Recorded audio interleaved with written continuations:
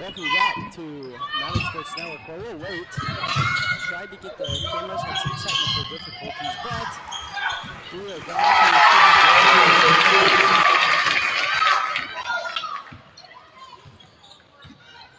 And we're going to try our best to get everything going.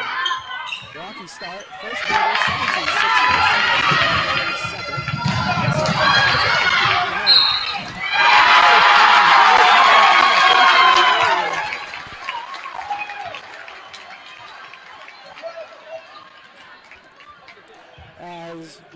As 7:01, 19-6, Moundridge is on an impressive 7:01 to start the game.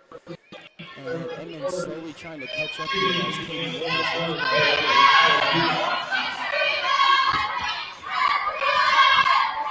as Moundridge has moved the ball pretty well tonight. I'd assume that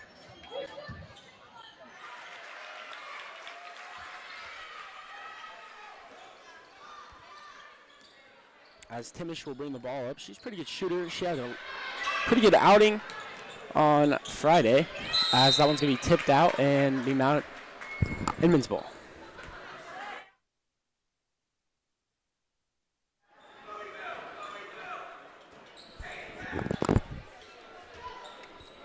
(20 to 6), 6:50.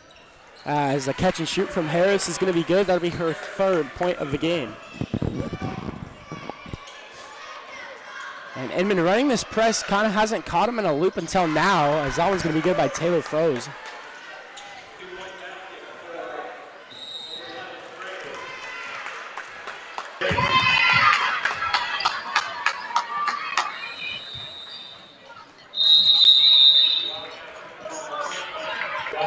As timeout by Inman, 30 seconds. And Hartsman kind of getting our girls involved a little bit. 6:31 here left to go, 20 to 10. And overall, I mean, so far they haven't been beat a lot. But I mean, Inman's close behind. You see the score, they're down by 10, but really they're on a good run. We built some momentum. They'll be right back in this ball game. So you really got to watch out. If you're Moundridge, you just got to keep the intensity, and you can't turn the ball over. So far, Huxman has really done a great job in our rotations too. As the original starting five is back in. They're going to want to get the ball to Harris a lot more too, and we should be getting after it.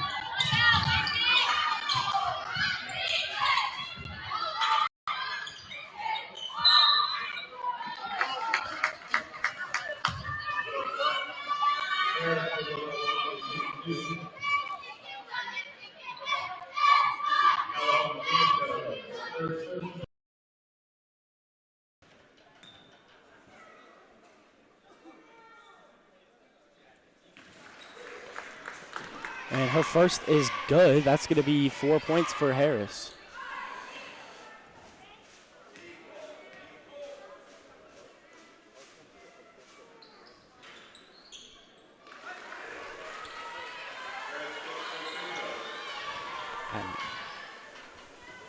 And moving back around here is Patrick. She had a three earlier in the game too, as well, as Hecox now has it. Right back to her. Her three-pointer is off the front of the rim. And Timish has it. Just can this one down to Harris. And almost a reach too. Inman kind of plays in that 1-3-1. So the Cats are going to shoot a lot of three-pointers, and should, as that's going to be out. And going to be Moundridge's ball.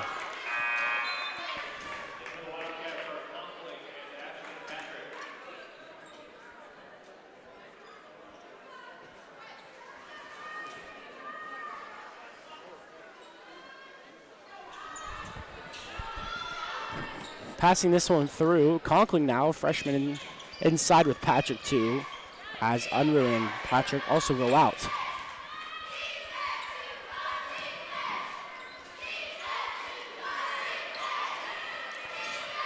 Hecox thinks about a three. She's going to drive in. She's going to bank one in off the front of the rim. Hecox with a floater.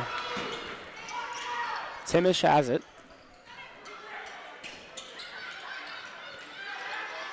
Fraze dips one down into Harris. She's going to go up over 3 defenders and get blocked. Wants a foul but doesn't get it. Kamiko has it. Wildcats need to get this ball over the half-court line, and they will do so with a Conkling skip pass. Hecox now in the corner. Drives baseline and puts one up and through. Swirls the iron. It's good. 4:51 left to go in the second. 24-12.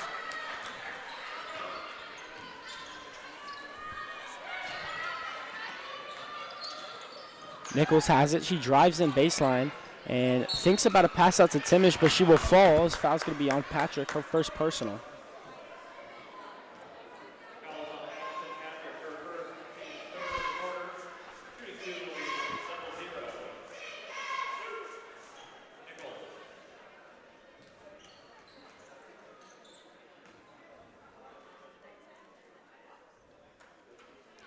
As Nichols' first will come from a free throw off of a foul.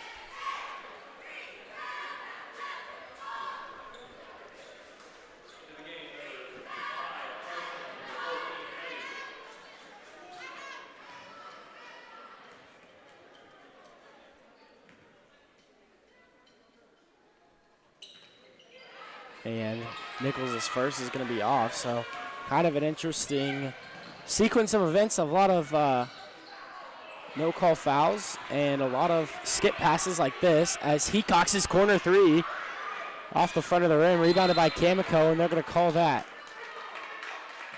a foul on Harris. 24-13. Inman, who beat Moundridge in volleyball sub-state championship, just kind of thrown off.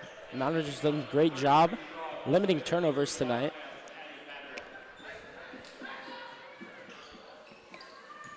Patrick has it, dances down, gives this one to Conkling. Up top to Patrick, back Kamiko. Kamiko now floats through and just barely off the top and hands this one back to Patrick. Kamiko usually doesn't miss right there as Hecox tries her three again.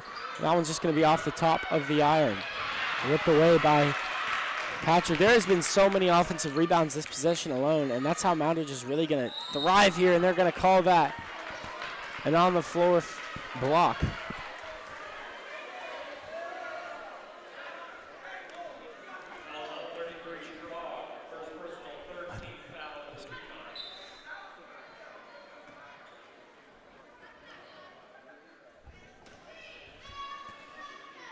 Patrick needs to get this one in. Clock winding down, and she's going to toss this one up to Kamiko.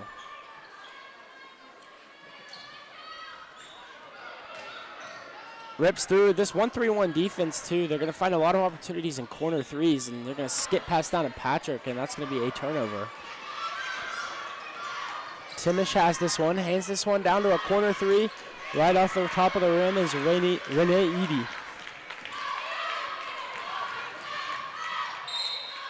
Conkling is going to travel on the top of that one. Pivot foot up. Walking. 24-13, 3:22 left to go in the second.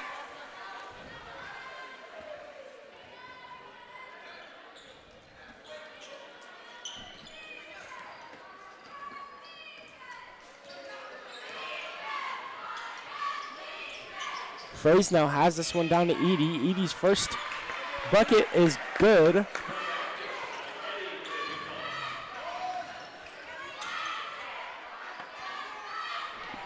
Hecox wide open three-pointer, passes up on this one, gives this one down. Kamiko now spins around and looks defense. It's tough to find Kamiko open too in a 1-3-1. You kind of have three defenders meshing down there with the fourth one below.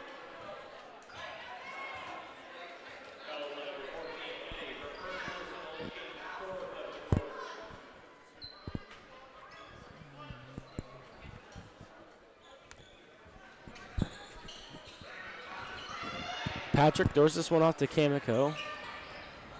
skip pass over to Hecox. Her three-pointer passes up, gives this one to Patrick on a corner three, and that one's going to be off the top. And another offensive rebound for the Wildcats.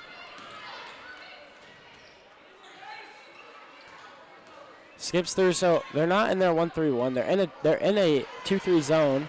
So they change up their defense, and they're going to call that a travel every time. Great defense from the Cats there on a fast break.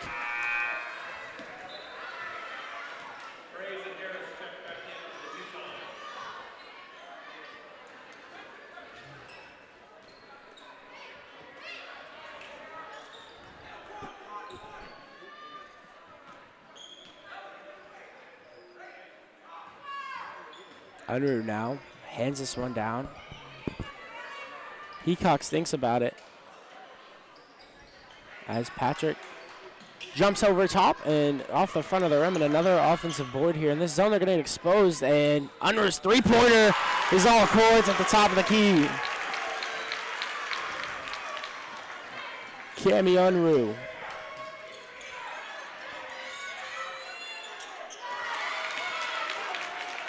Opens the gate. Triple. As he's going to drive through again, a wide open through the lane. Euro steps through on a left-handed finish, and it swirls through and in. What are you doing?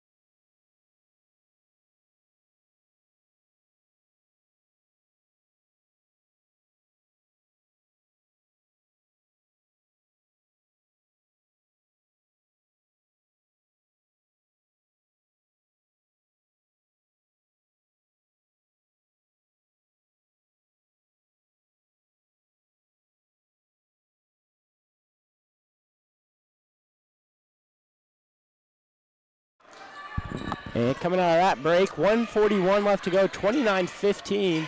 As throws one up and an interception by Conklin.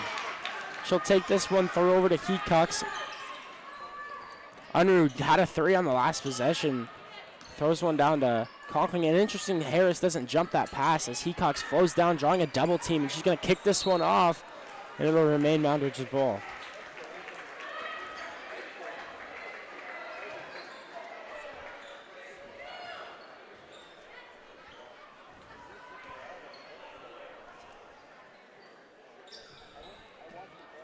And Unruh's going to float one up, and she'll go to the line.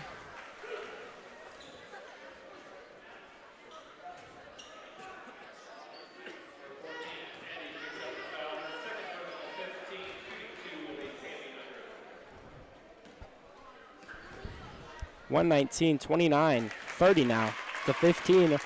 Cats up by 15. They've been cruising, man, or they haven't felt much adversity. In total, Inman has not been intense on the boards either. They've given up a lot of second chance opportunities and even fourth chance opportunities. There's been sequences where they've had 4 offensive rebounds in a row, and it's shown in the score. They're in the double bonus too, so I mean, just not a good half from Inman so far. As coming up will be the Moundridge boys taking on the Inman boys. This one will be a pretty interesting matchup. Kind of a young team against an experienced team. And also on Thursday we have Lions Moundridge, and then on Friday we have Hillsborough Moundridge. So kind of a jam-packed schedule this week. As Timish brings it up, 1:16 left to go, 31-15. Harris has this one, floats one up over Conklin, and that's going to be in. 31-17 now. Harris' 6th point of the game.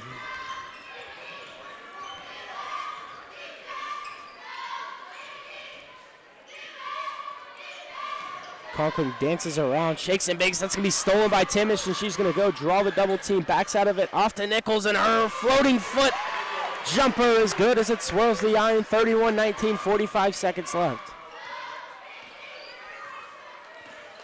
Nichols tiptoes through the basket. Conkling's three-pointer from the corner is no good. Rebounded by Ryerson, and there's another offensive rebound. Stoss has this one, floats down to Patrick. Patrick now to Conkling. She's going to reverse layup through, and that's going to be a huge block by Taylor Fraze.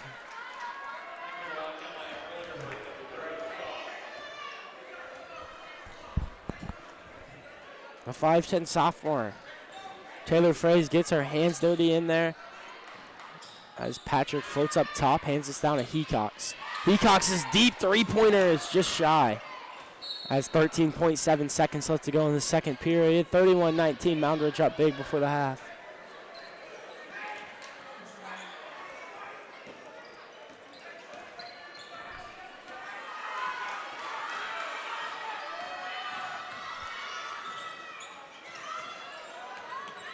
Wide open Timish, her three-pointer just off the front of the rim.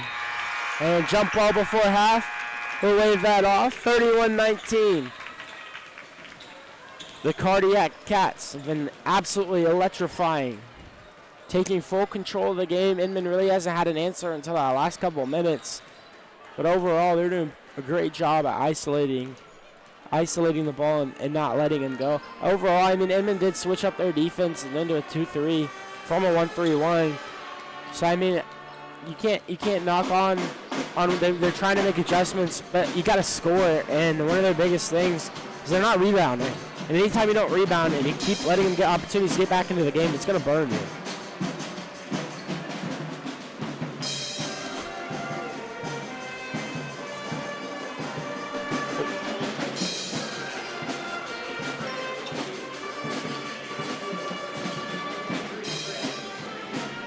And what would have been if we started on time and didn't have any technical difficulties.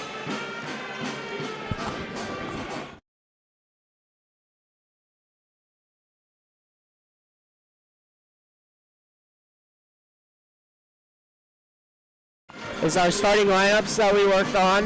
Didn't get an opportunity to do this for the girls. You saw a little bit of it, the boys were a little rushed, but we're going to get after it on what to expect on Thursday. We'll start on time for sure.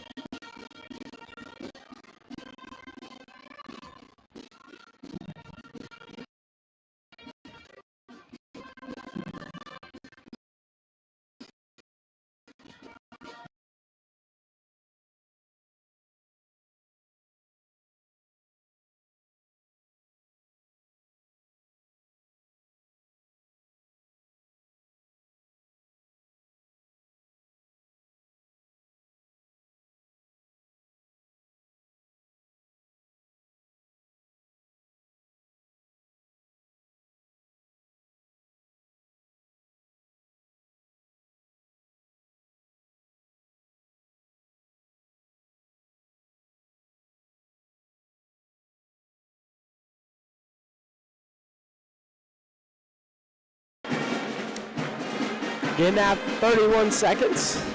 31-19, third period. Inman looks to isolate the ball a little bit more, and you got to take care of business, and you have to rebound. One of the biggest things that they've been beat is rebounding. Moundridge has killed them with the rebounds.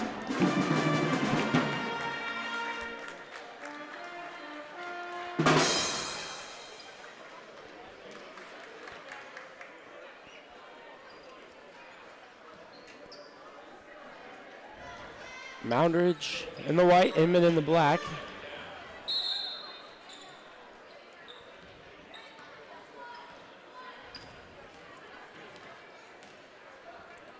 Patrick has this in the corner, floats one back around. Wide open at the elbow, and that one's going to be off the top. Great board there by Morgan Froese. Timish thinks about it, and she will travel. You gotta be confident in what you do. You can't think about it. You gotta just go.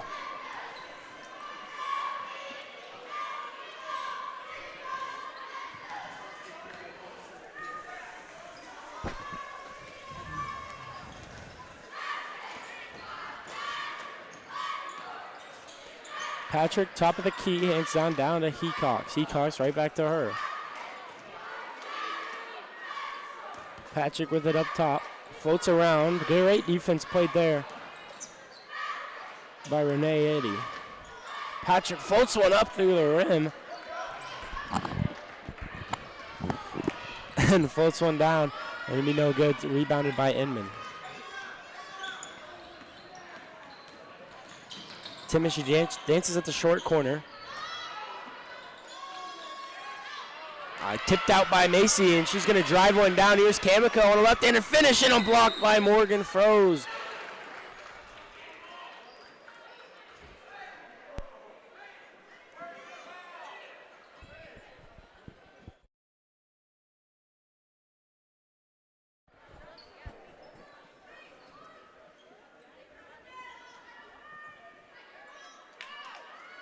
Floats one right back down to Unruh, and she's going to lay it up for an and one.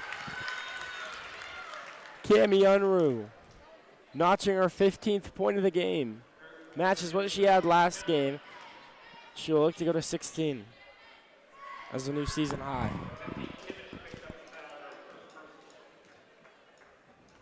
As her free throw is going to be rattled in and out, and a foul called on Kamiko and over the back.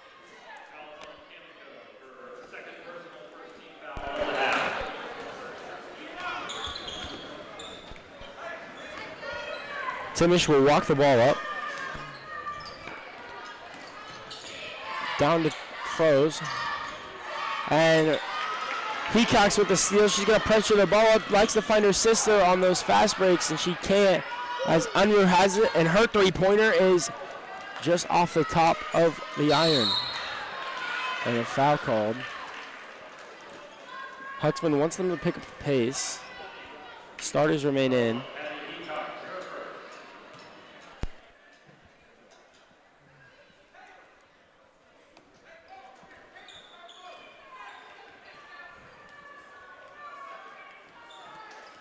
Timish dances up top, floats one out to Froese.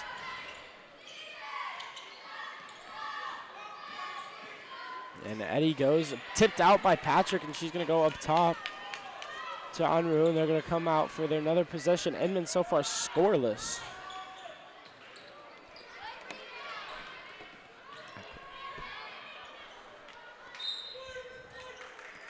And Moundridge ball again, and Inman so far, they really haven't done much to stop the Cats offensively. Defensively, though, I mean, you can't do anything when you go to the line and they're driving through. This zone has been broken into. Floats one up to Unruh, right back to Patrick. She thinks about a three. She wants to crack it open. Go back out there. They're in a man defense now.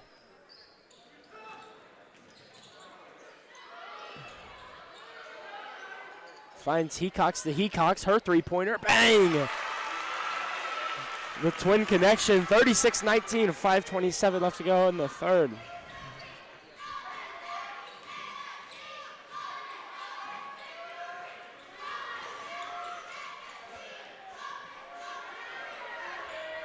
Up top, another turnover for the Teutons.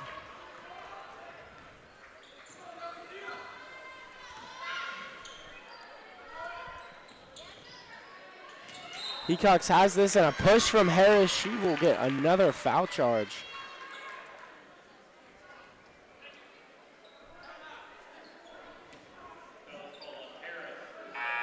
To be her second personal, fourth team foul. And Inman will call a 30-second timeout, try to wrap it up after that three-pointer. 36-19, 5:01 left to go in the third period.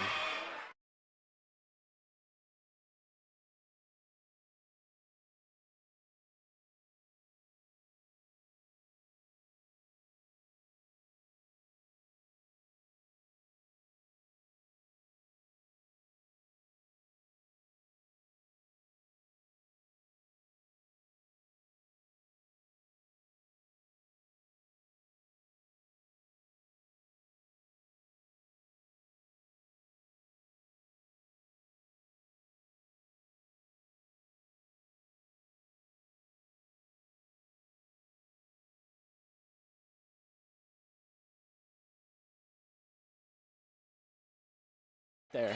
And Unruh will open the top here after that 30-second timeout by Inman, 38-19.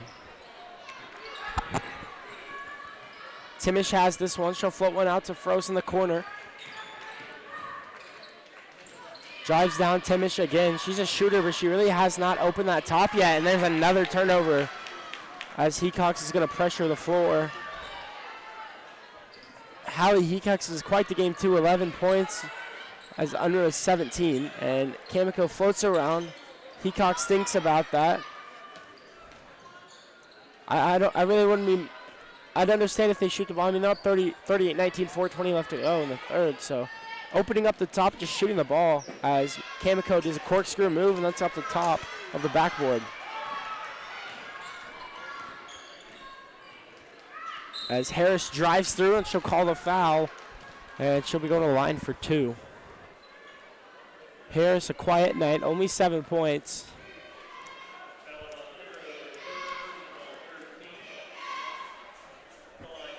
As Timish is scoreless as well.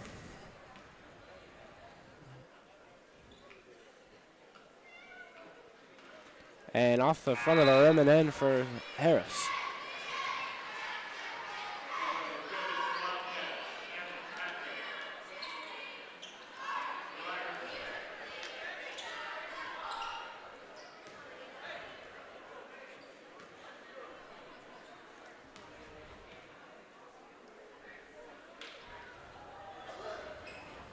And Harris is going to rattle in to get the bounce. 38-21, not out of reach for the Teutons as they're going to run a press. One of Moundridge's weaknesses is turning the ball over.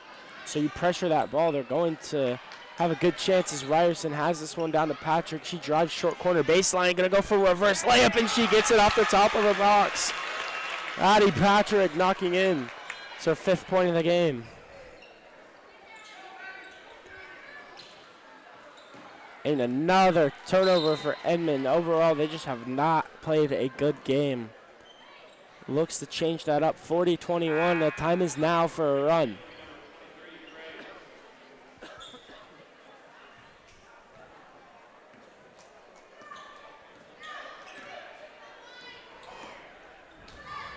Patrick has one down to Ryerson. Almost a turnover, and it will be a turnover.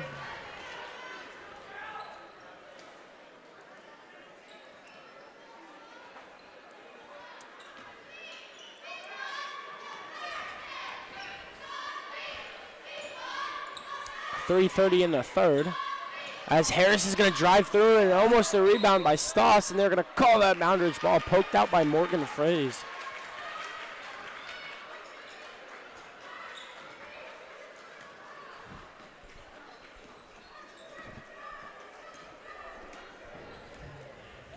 Patrick has this one.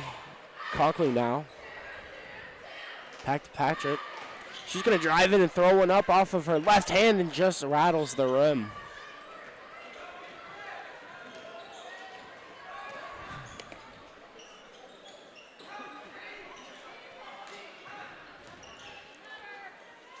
Taylor Fraze with her first three-pointer of the game, and that one is just off. And another close to the offensive rebound for the Teutons. Tries to find Harris, but there's just too much traffic.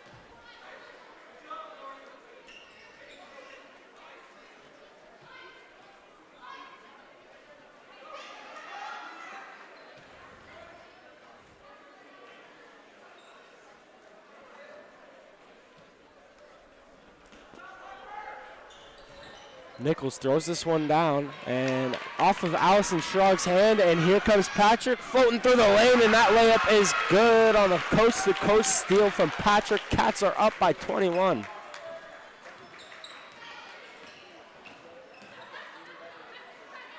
Dancing down to Schrog, finds Harris at the short corner by the elbow. She drives through on Stoss, and she will get the and one.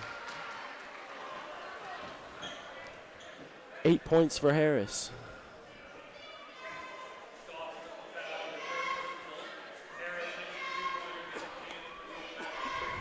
As she goes to the line for an and one.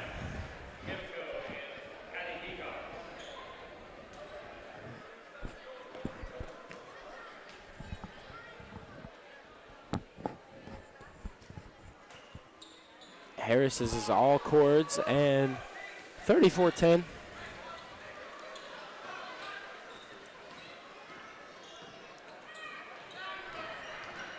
Patrick now has this one up by the Wildcat ear. Floats one down to her sister, and she drives baseline. Floats one up, and it swirls the iron and in. Hattie Patrick, 7 points tonight. 44-24, 2:06. Wildcats with a 20-point lead.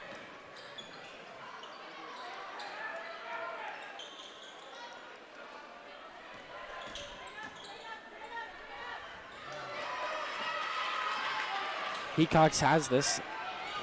Floating down. Skip pass down to Patrick to Stoss. Stoss to Hecox on an Odell Beckham throw. And Patrick tries a three-pointer, and that's just off the front.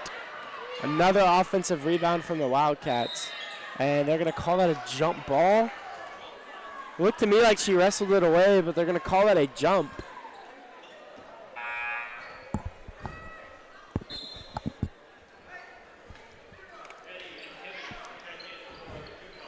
.132 left to go, 44-24. Patrick looks for her sister on the top of the key, finds Hecox at the elbow. Delayed pass and just off of the top of Aspen Stoss' shin.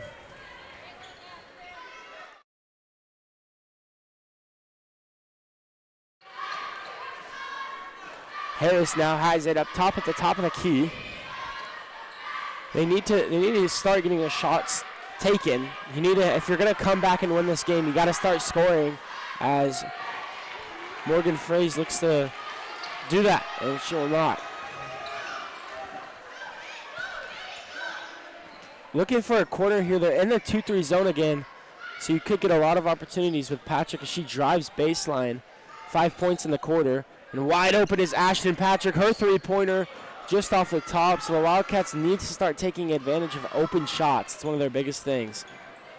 Dances around here, right up top there for Renee Eddy.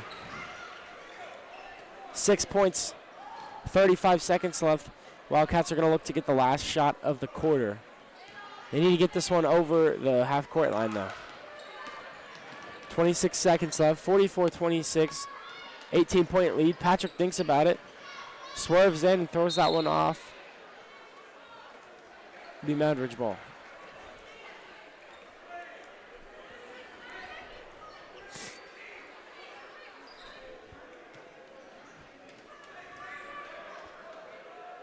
And throws one up to Hecox. She uses that vert and floats one up. Patrick with a floater off the top of the bank and out. As Stoss with a great offensive rebound and capitalizes on the second chance opportunity. 20-point lead remains.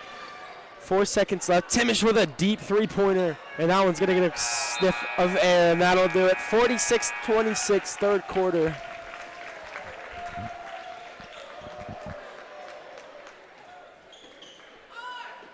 We'll be back in a minute.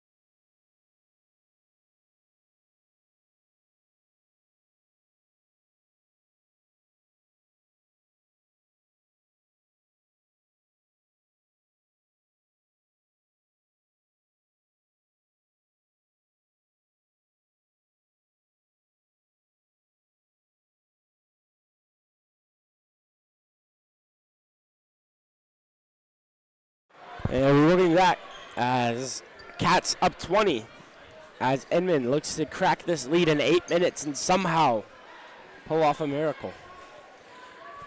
26 points this Wildcats defense over the last 2 games. They have been nothing short of excellent.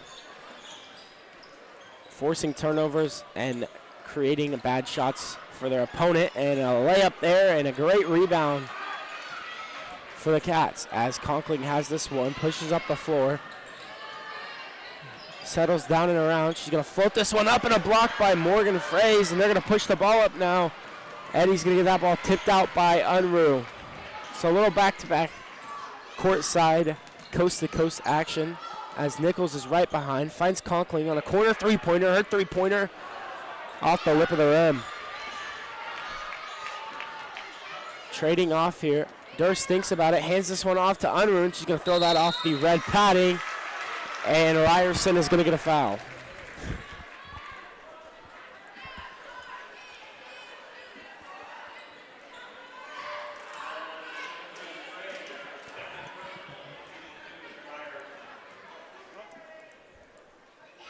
And Ryerson's first is good.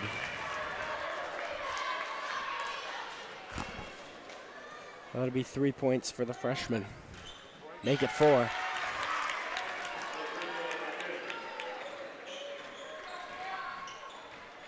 Temish pushes one down to Eddie and tries to find Harris. They're really trying to get the ball to their playmaker, and she's going to throw one up, and that one's off as Conkling rips it away, and they're calling another jump ball.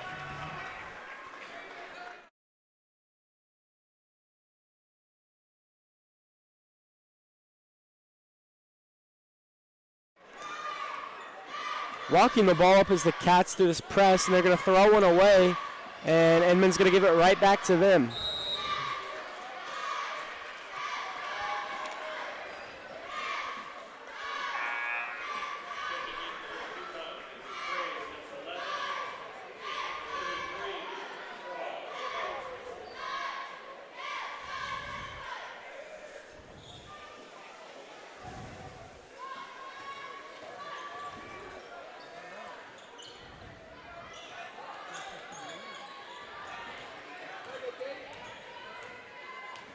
Unruh up top finds Durst. She had 7 points in Friday night's game. Hecox looks over, commotioning, and there's another bad pass. Goes one out to Ryerson. Unruh's wide open corner three is all courts for Cami Unruh. 6:18, 51-26. And pushes down and back as Allison Schrog is going to go to the line. And not Moundridge's Allison Schrog. This is Edmond's Allison Schrog.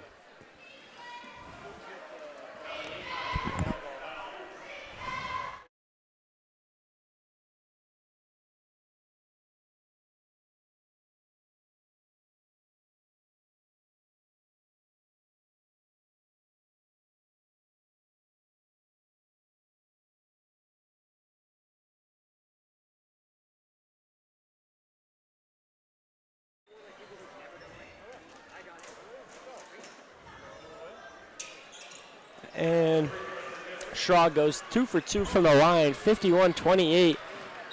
And Moundridge is going to turn it over again, and the starters will come back in. So you cannot have any opportunity for Edmond to get back in this ballgame. Anytime you do that, momentum is huge. So anytime you give Edmond any more building momentum, it's just going to crumble down, and you're going to end up losing. That's how comebacks happen.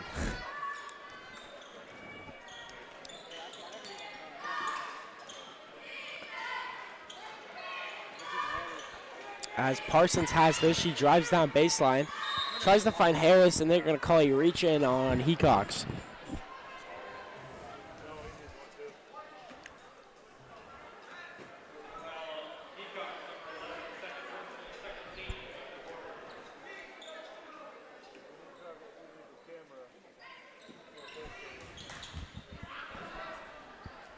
And Hecox tries to get a foul there, puts on her best acting gig, and she's going to deliver this one down to her sister. She dances around As Unruh has this one with 5:41 left to go, 51-30.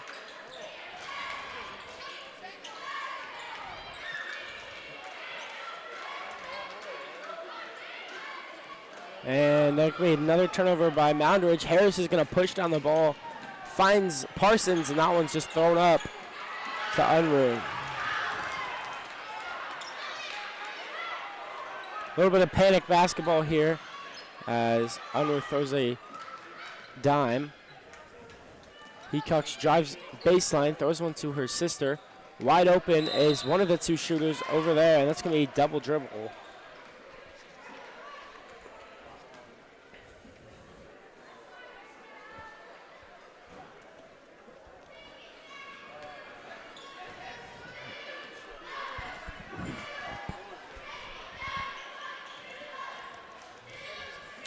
New 5 will come in for Moundridge. Fraze delivers a pass down to Schrog. Schrog right back up to Eddie. Eddie tries to find something right back to Schrog. Schrog's two-pointer is going to be blocked there by Hecox. Unruh stop and pop three. Her three-pointer is good. Cami Unruh. 23 points. 54-30, 4:26. Timeout Inman.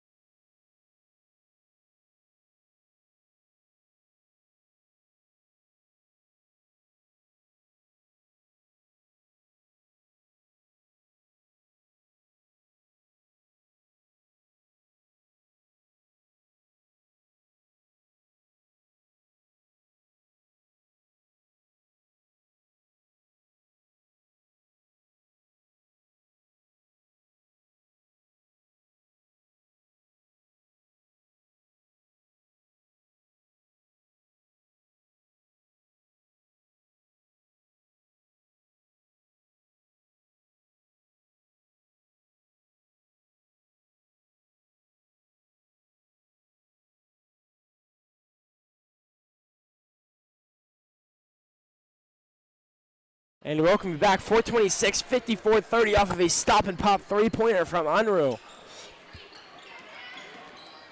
And floating down is Harris on a two-footed jumper, and she will get it to go. Her 14th point of the game.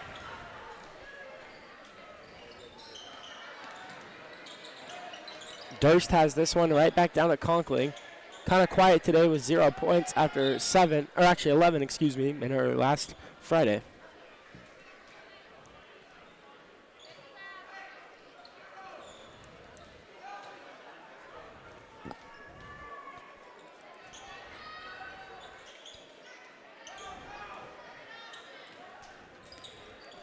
Conkling has this. Open with a step off. Stoss has it at the elbow. Delivers one right back down to Durst. 3:50 left to go in the fourth. As Conkling's three-pointer is no good. Trying to crack. Scoreless as Ryerson's three-pointer is good. 6 points for the freshman. 32-57, 3:33 left to go. Ryerson gets her three-pointer to go, and Froze will get an and one.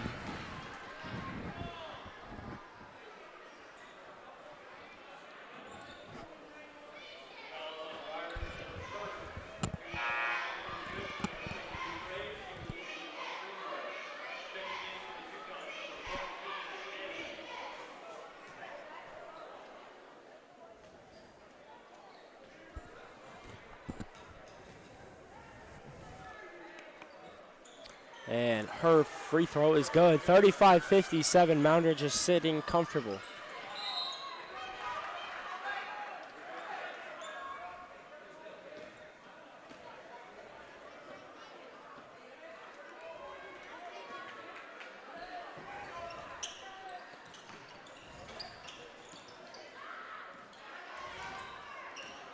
Ryerson has this just fresh off of a triple of her own.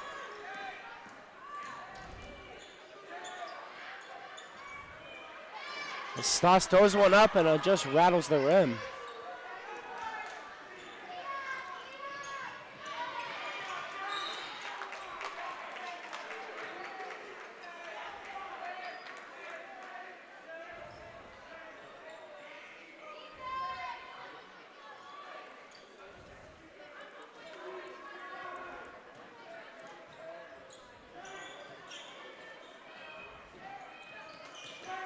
Up top now is Timish. She throws one right back down to Fraze, and her Kareem Abdul-Jabbar hook shot is just off. 2:48 left to go, 57-35 as Ryerson now pressures through.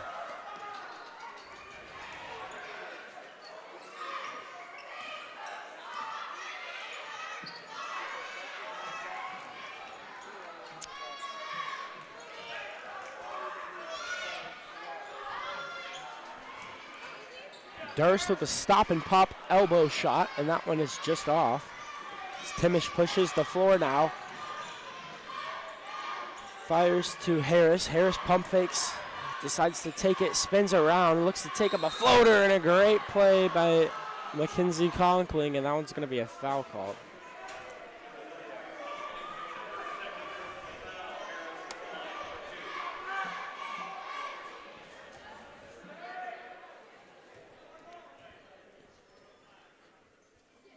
And Harris's free throw is good. That is 15 points now.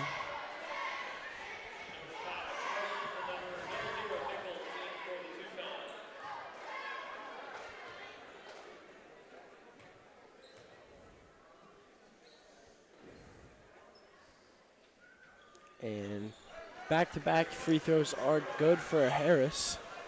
34 by 16 points. 57-37, 2:11 left.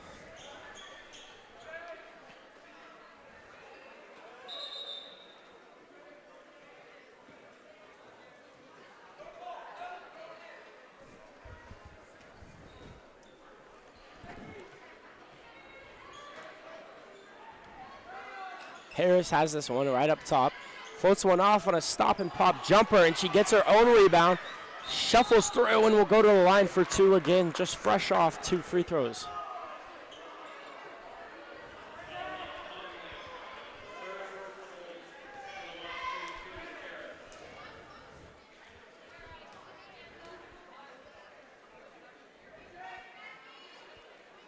And she goes off. 16 points. I mean, if you're Inman, gotta cut your losses. It's a preseason tournament. You're gonna see these girls again, and you gotta play a lot better basketball. You have to box out more. You gotta rebound. I understand it's difficult in a zone to get rebounds efficiently, but a turnover by Conkling, and she's gonna throw one up, and Nichols will get it to go. Katie Nichols. And Stoss has that. Escapes the travel.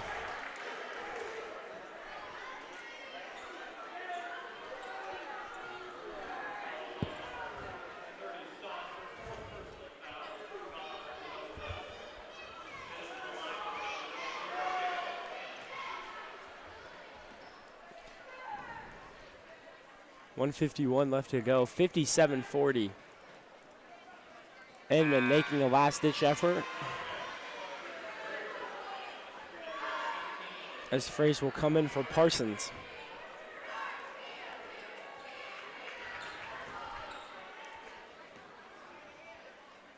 Moundridge is going to improve to 2-0 and 1-0 in the preseason tournament, as they look to go get a first place in the preseason tournament since for a while. I don't know when, but it's been for a while. They didn't win last year. Hillsborough ended up winning it, and I believe Inman won it the year before.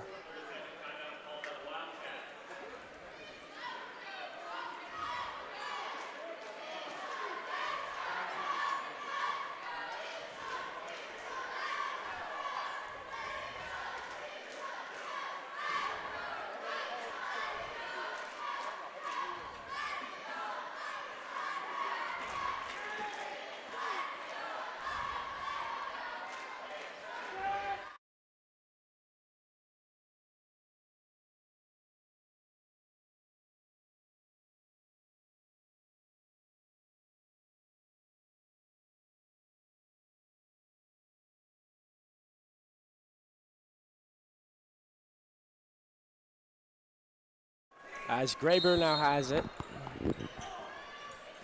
Floats one down to Patrick, gonna tip past Skyball. Schreider tries for it, won't get it. Nichols now looking for back-to-back points, and she will get it on an and one. Katie Nichols, back-to-back points, 57-42. 1:40 left to go in the fourth.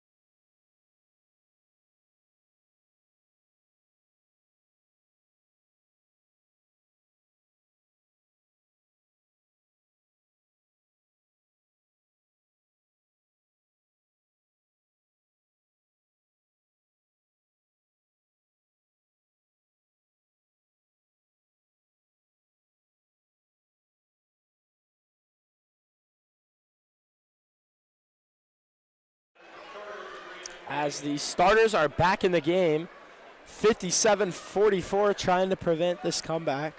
Inman kind of had a lot of firepower in these last couple minutes, and a fast break layup for Cami Unruh, and she will go and get an and one. Cami Unruh, 25 points tonight.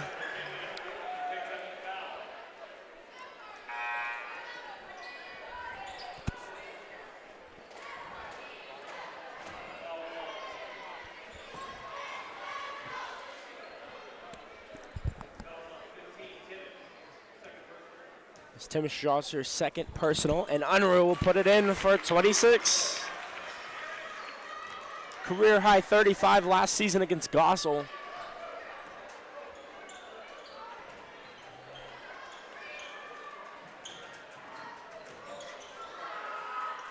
And floats one off the top, and that is good. 60-46, 1:11 left to go in the fourth. Moundridge going to look to just hold it and draw it out. Great win for the Cats. I mean, you can't ask for anything better. 23 points heading into the half. So back-to-back 50-plus games for the Cats. 73 points in their season opener and 60 points in their home opener so far.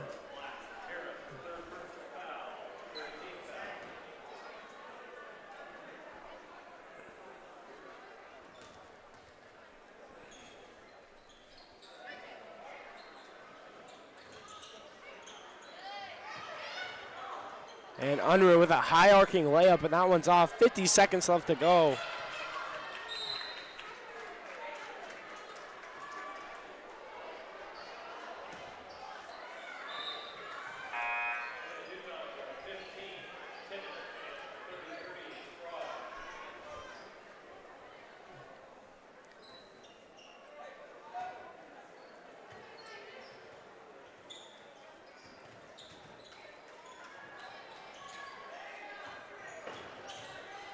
Fraze has it. Back down to Harris. And she'll draw the foul.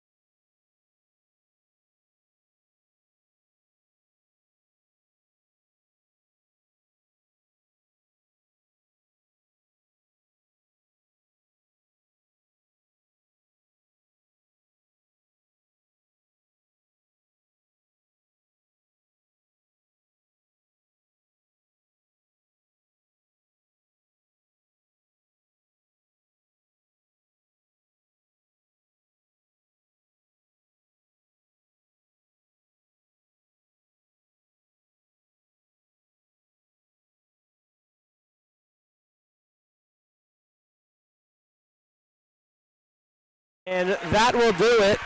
60-47 is your final. Great showing from the Cats offensively. And Inman looks to get back and better going against Hillsborough on Thursday. We'll be back for the action of the boys' game.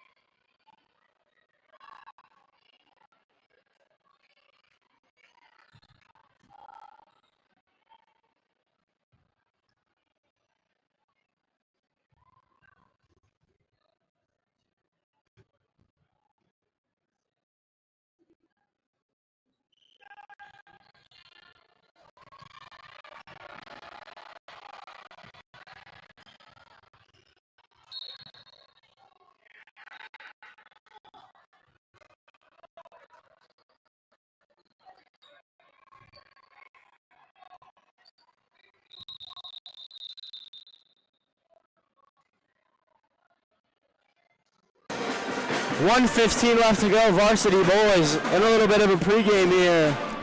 1-0 versus 1-0, back-to-back state champs. Moundridge looks to continue their success as their home opener tonight, and Inman looks to beat the Wildcats for the first time in 2 years.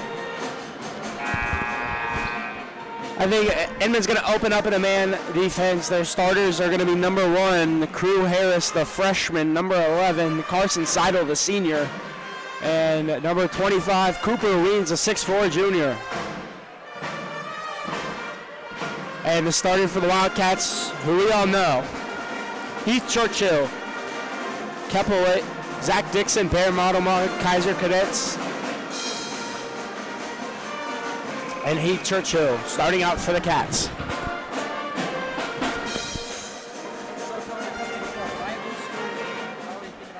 Expectations for the game, so-and-so, all that.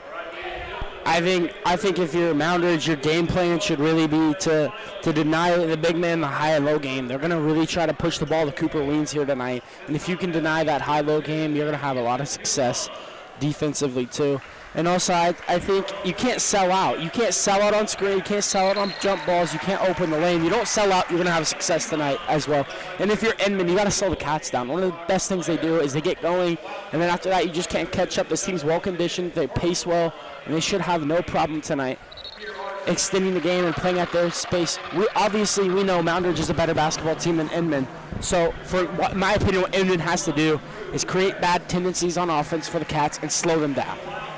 Yeah, and I think defensive stops are going to be a major part of this game, capitalizing on turnovers. Heath Churchill last game at Elyria had 4 by himself, and we just can't make those simple mistakes on varsity. So, right, and Model Mog is going to try to air it out more too. He played kind of conservative. He did shoot 1 for 5 from 3 on Friday night. So anytime you can get a redemption on this on a familiar home court, he's going to shoot a lot, especially against the team where they don't match up well with him. He should have a big night, as well as Heath Churchill. Yeah, and both teams got big physical guys that aren't afraid to get in the paint or get that scrappy rebound. So I think this is going to come down. And if you're Inman, you have nothing to lose. You throw the kitchen sink at them. You give them everything you got. These guys have a target on their back. But they should know that the teams want to beat Moundridge. This is their state championship. If you beat Moundridge, you win. It's a tremendous win. And it goes down as something people talk about. And if you're Moundridge, you got to take care of business. And that flips the script for Moundridge needing to go for that three-peat, what they're striving for, another banner.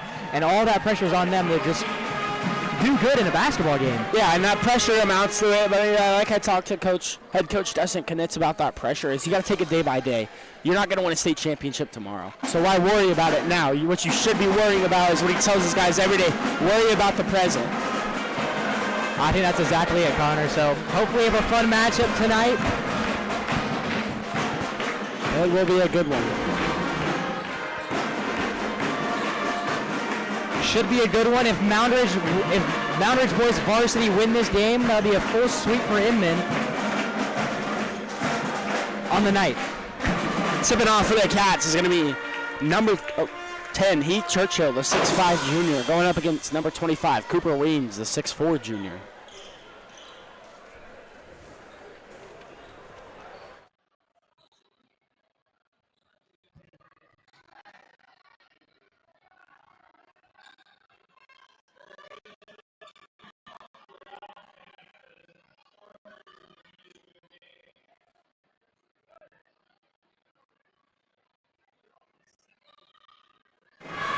Here we go. The den is rowdy for the first time in a year, as the Cats are going to win the tip. And they need to shut off the music at some point. I don't think they can keep playing with it. And Cats tradition, they clap before every time until the opposing team scores a bucket. So Churchill has this, motions out. Closely defended is Bigler, and Knitz has this one down. Shifts around, looks for a rebound. Churchill's going to open it up with a three-pointer, and that one's off the front of the rim. Great rebound by freshman Crew Harris. And that's a great look from Heath to come out of that and try the three ball. I know he can shoot that.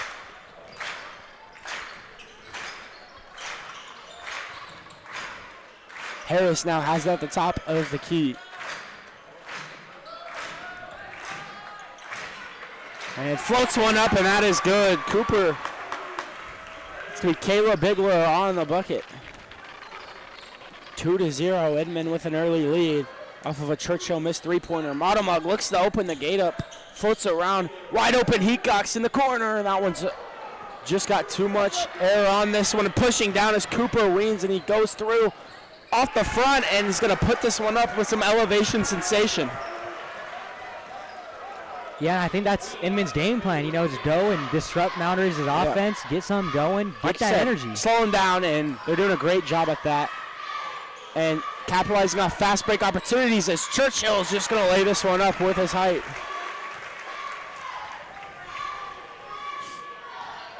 Two to 4, 6:22 left to go in the first quarter. And it looks like Adolph will check in pretty early. Yeah, the next dead ball. That's definitely a weird. I don't know why, especially this early. We're not even a minute into the ball game, and Knitz's already breaking into the rotation. I'm sure there's a reason. Churchill wide open, doesn't take this one, floats around, and is going to draw a foul. Heatcocks is going to step on Cooper Weens. Big accident.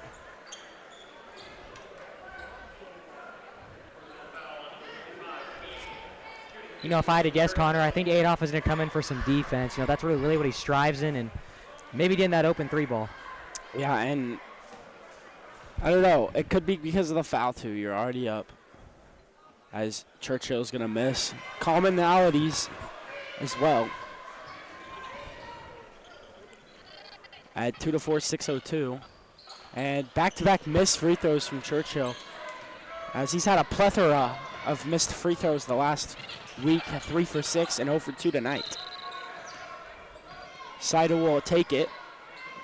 Looks to go up. Heatcocks on an opportunity down low, and he's going to steal it and still dribble it off his feet. And fires this one down to Dixon, and he is going to let that ball go out of bounds. Edmonds' ball.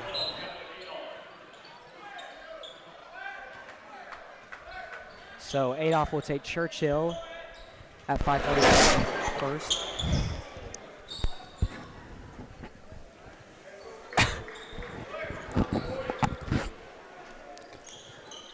And Harris has it up top now. Down and around, draws the double team is Brunk, and Weens is going to slide on the floor, and they're going to call that a push.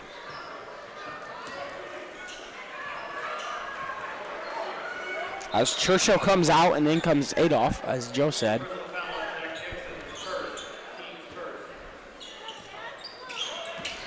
Harris takes this one out to Weens. Weens flies up there and lays it in. Cooper Weens using his 6'4" body to his advantage. 5:22, 2 to 6 here as Dixon has it at the top of the key. Heatcocks again. Opened the game up 15 points last game for him and Modomog. Heatcocks shot 6 for 8 from the field. Modomog, 9 points. The rest were off free throws.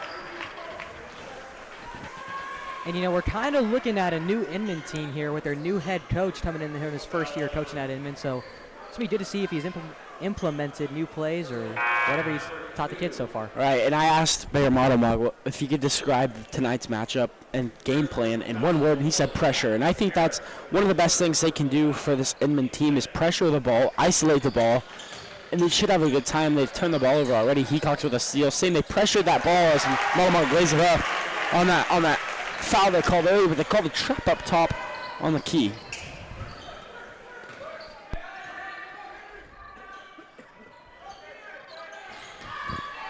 And up top now, Weens has it as 6 points this game. Seidel tries to find Harris, and he will.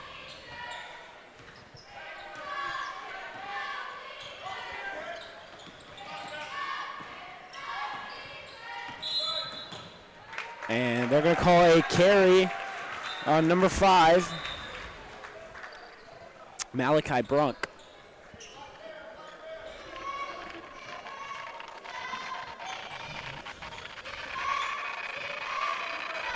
Now, it could just be me, but I feel like the energy's a little bit low in the gym. I don't think we're playing as fast-paced as we could.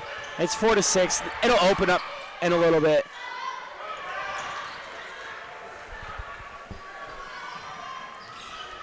As driving down is Harris, who had 14 points in his high school debut, a freshman. Pretty gutsy performance. As Brunk has this one to Weens. Little handoff to Harris, and he floats up a one-footed jumper, and that one's off, and a great rebound by Cooper Weens, and he floats around the rim. 4-8, 3:40 left to go. Cooper Weens wrestles it away from Marlemog. Yeah, and I think that's the persistence we're going to see from Inman tonight, just not giving up on rebounds, not giving up. Just keep going, attacking the basket, looking for open looks. And another turnover for the Cats. That's back-to-back opportunities. They could have prevented that, and they just cannot hold on to that basketball.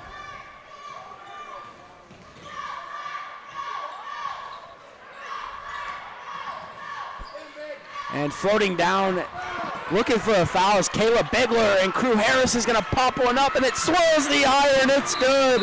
4-10, timeout Moundridge. As Schmidt's going to check in for Dixon. What a start from the Teuton. Yeah, that's definitely an interesting first quarter. Still got 3 minutes left, but Inman does take a 6-point lead. I do not think anyone was going to expect to see that. So no. Inman's bench was getting hyped after that timeout call, and I think coach is just going to go over some things with them. And on the Wildcat side, I think they're going to explain that they need to work harder on defense, get those rebounds, and stop letting the easy buckets happen. And I think that the Inman has done a wonderful job of rebounding. They have out-rebounded the Cats. Interesting enough.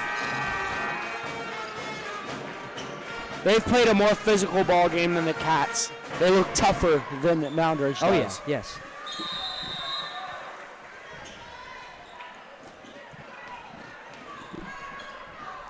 As Knitz floats one down, Churchill checks back in, and Schmidt in for Dixon. Knitz lobs one up to Churchill, and he drops it in the bucket. I thought he was going to go for the dunk there. 6-10, 2:50 left to go, and they're going to steal the ball. Here we go for the Cats. Hecox is going to throw one up on a rebound. Steals the ball and gets an and one. And just like, sorry. And just like that, I think the Wildcats can sway the game in their favor, coming out, getting those 2 buckets, and I think shoot for the and one. I really think Knitz just emphasized intensity. As they're more intense and they get that steal and they come in now, it's Tyler Martisco who's going to check in the ball game. And yeah, and if I think I was in the head of Knitz, I probably would have told my kids just get out there and be more physical and get those buckets, run the floor, run the rim. And that one is good. So a 3-point play from Hecox, 9-10, 2:44. Inman still leads. Moundridge has not led this entire ball game. Knitz pressuring early. They're going to draw these doubles at the top. Churchill's going to run. They call this set press. It's called blue, and they isolate the ball really well once it crosses midcourt. And here comes Knitz. He floats around looking for a layup of his own, and they will give the Cats the first lead of their game, and timeout Inman. Great defense. They press up early, and like I said, pressure is the name of this game. They pressure Inman, then they start turning it over, and now they have the lead. Yeah, and now from that little bit of play we just saw, Inman's side is not cheering anymore, and I think coaches had to go over, fix what they did, play better defense, and tonight I know everyone's going to be looking at Crew Harris, our freshman on Inman's side. Definitely going to be the player to watch for Inman's side. You know, young kid coming in, handling business, playing our one-time state champion, Kai. That's the matchup for him tonight. So yeah, definitely excited to see what he's going to do. And Kaiser, you know, he's a grown man. He's going to answer to him. And I think that's going to be a tough matchup tonight. Kaiser and Crew. Absolutely.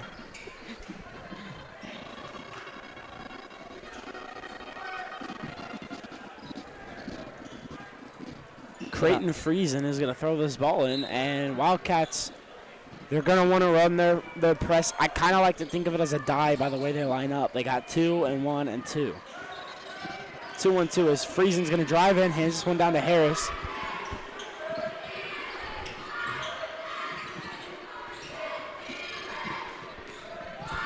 As wide open here in the corner, and that one is good, giving the lead right back. Karsten Seidel. And I think that three-pointer is going to tell us that this is going to be a constant battle for the remainder of the game. 1:44 left to go, 11-13. Churchill pushes down, finds a cutting Leighton Schmidt, and that one rattles the rim and out. 11-13. Churchill throws this one back down to Knitz. He drives in, throws one down to Hecox, and now this one is going to be a foul. We got a push on the floor. And I think that's a pretty good call by the refs there, getting that push and getting that ball for the Cats inbound.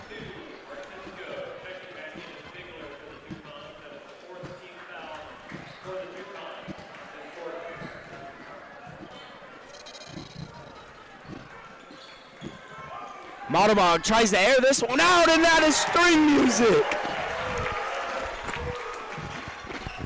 Modemog airs it out.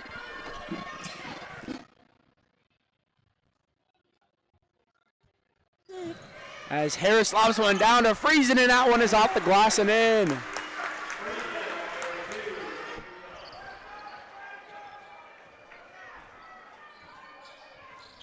And I think starting out here, Knitz is going to want to press every time Inman inbounds the ball. I think that's what he just called for the last play, but we didn't see it. Knitz now has this one. Hecox back to Modemog for back-to-back, and that one's just off the lip. Churchill with the rebound, and he floats up and misses. Another offensive rebound for the Cats, and that one's tipped out again. Seidel now has this. 14-15, and that one's going to be tipped off, and Inman's ball.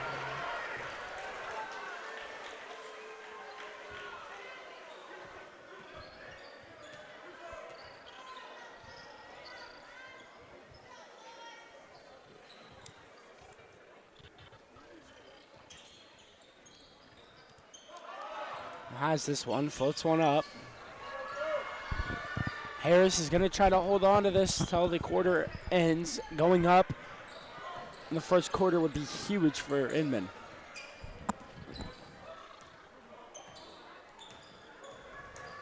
Seidel has this one right back down to Brunk. Brunk to Bigler. Bigler has this one down for Friesen. His three-pointer is stringed. What a shot. Jam throw, and Inman is hype. Stunner, 14-18 into the first quarter.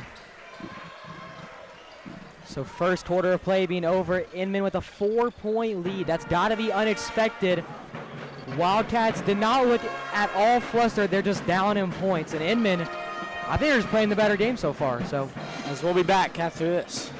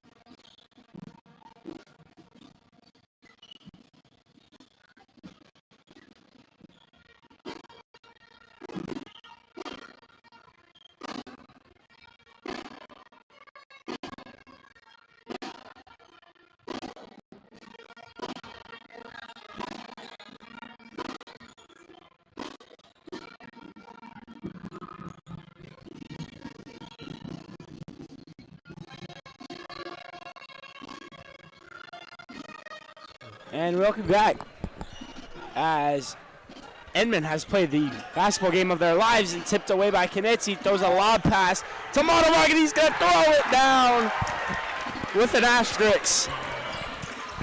As he's going to turn this one right back, and that's almost the play of all time. As Harris now has this, floats one out to Seidel, who has already made a three in this game in that same exact spot. And Friesen's shot is just off the lip of the rim. You know, that's a great athletic play by Modemog, getting up on that rim and getting those 2 points from Moundridge. Churchill's three-pointer is off, rebounded by Knitz, and he floats one out. Modemog, a deep three-pointer. It's good! There, Modemog opening up. What a shot from Modemog. And we know Modomod can do that coming out, getting that three for Moundridge. It's a great look from the Wildcats there. He's got some good range back to the spike line. What a shot. Just swaying the momentum, as we'll be back in a minute after this timeout.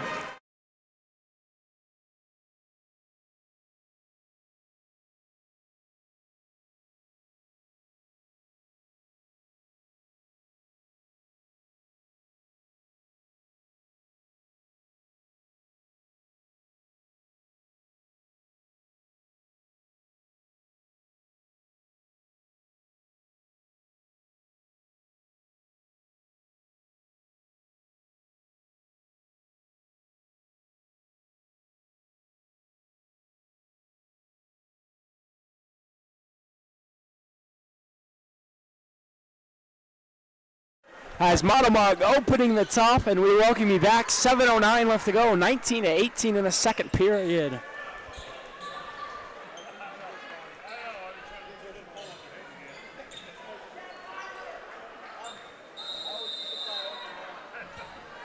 Harris now has this one. 7:07 left, as Inman has played quite the basketball game here today. Weens has this one, who has 6 points already. Seidel flips around, looks for something. Gives this one down to Brunk. Bigler now has this one, and it'll remain Inman ball.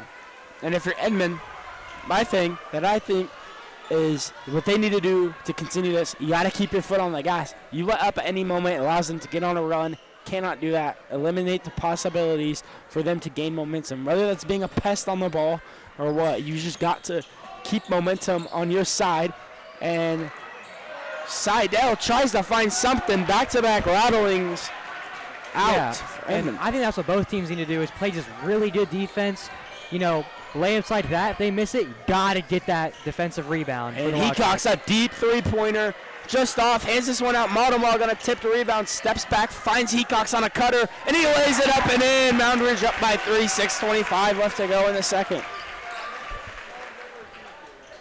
And, you know, that's one thing the Wildcats are really good at, coming out and scoring fast. You know, absolutely. 4 points, 3 points, just getting that done. As Weens has this on the top of the key, floats over, trying to find Harris, poked out by Schmidt. Still has his dribble. He'll take it in and spin, tries to float one up, and that one's just off. And if you're Inman, you can't force shots. You don't have a shot clock. Relax, take a breather, and try to find a shot that's going to benefit you. Modomog takes this one in the basket and floats one up. Hecox has this, finds Schmidt wide open, has the green light, decides not to take it. And, you know, I've seen Schmidt in practice. I know he can make those threes, but he's got to be more confident himself. Knitz has this at the whisker, floats one out. Hecox. Hecox spins out of it, floats through on the left-handed finish, and it swirls the rim and in. And that's exactly what I expected from Hecox tonight. You know, he's our rim runner, he's our driver, he attacks the paint, and he does his job. Absolutely. He's a top scorer on this team, as Seidel's going to pop up a floater, and that one's just off. Cats are doing a wonderful job creating offensive rebounds as Hecox floats one up, back-to-back left-handed finishes for Hecox. 25-18, Moundridge is gaining momentum. And that's exactly what I'm talking about. Hecox getting those boards off the glass, scoring. That's what he does. Brunk has this one, floats down, as Harris pops up a left-handed and then blocked by Knitz.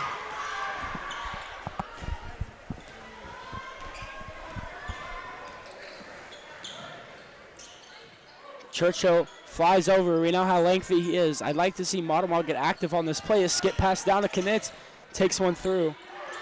And here we go. Modomog tries a three-pointer, doesn't take it, and they're going to call a reach in.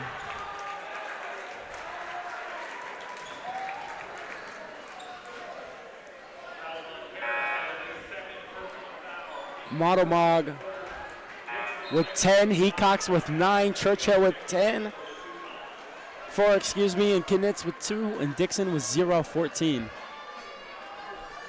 Wide open is Modomog, and his three-pointer in the corner, and it's good as green. Grass is greener on the other side. Decides not to take it, pays off on the inbound play.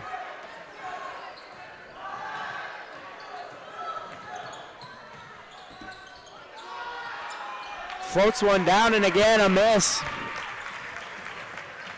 Modemog feeling himself. His three-pointer!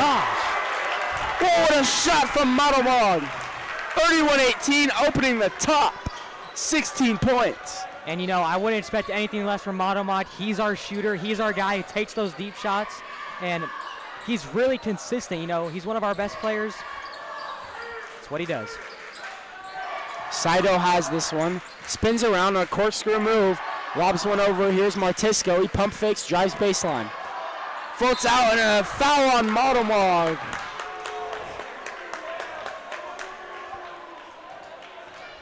And that one is going to be a questionable call, but we'll call it a foul.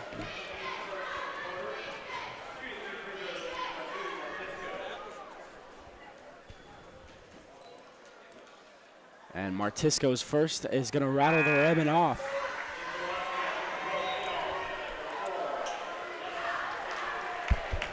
So Moundridge not down anymore, have a 10-point lead, give or take. I think they did exactly what we expected them to do to start with. Came out, got those defensive stops, ran the glass. That's exactly what Henry needed to do for his team, and he did his part perfectly. And now that Wildcats are up a lot. Yeah, you know, and they started out slow in some key games last season versus Sterling, versus Bennington. They don't have the best starts, but they really find a way in.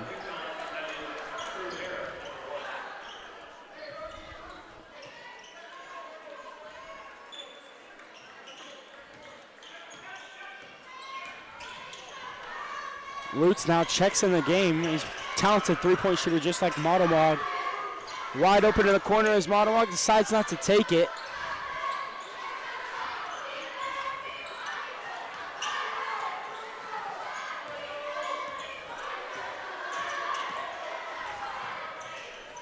As Knitz has this one in the corner.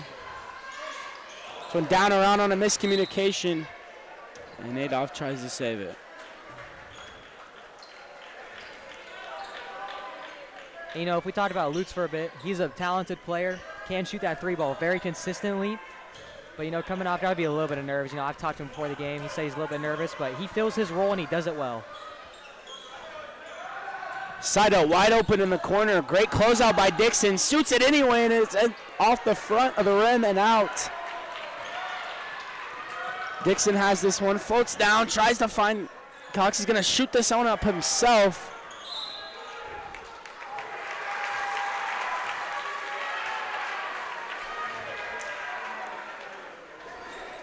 Dixon had Modemog open, didn't see him.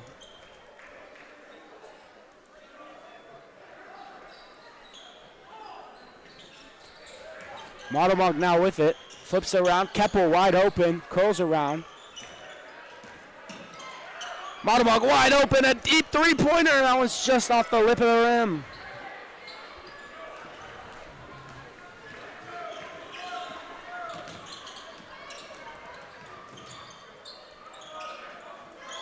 Brunk has this. Floats down.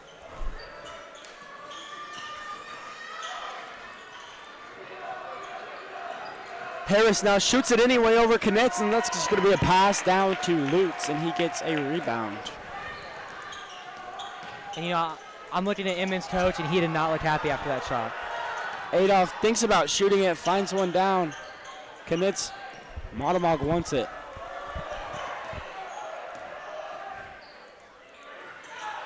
Adolph's three-pointer through the uprights.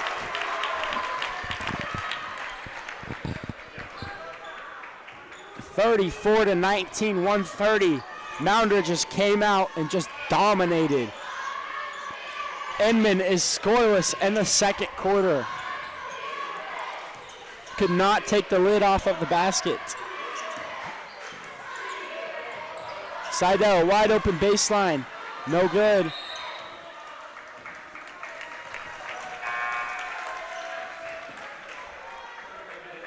And, you know, after those couple possessions, Inman's team just looks completely flustered. They're not getting anything going on offense, can't score, and they're letting these easy buckets come through their paint and score. So we'll see what they can get going, maybe in the next half. 1:03 left to go in the second, 34-19. As Hecox has this, floats one up to Churchill, and he throws it down! Heath Churchill, it's an elevation sensation. Oh my. Raises the roof on a lob up from commits. And I do believe I owe him $5 now, Lee. I said, whoa, what a dunk from Churchill. Man, I said he would not get one, and he proved me wrong. Heath Churchill, the bounciest kid on the team, most consistent dunker. That lob play is designed for him, and he shines in it. Oh, my goodness. What a play from the kid. You gotta love it.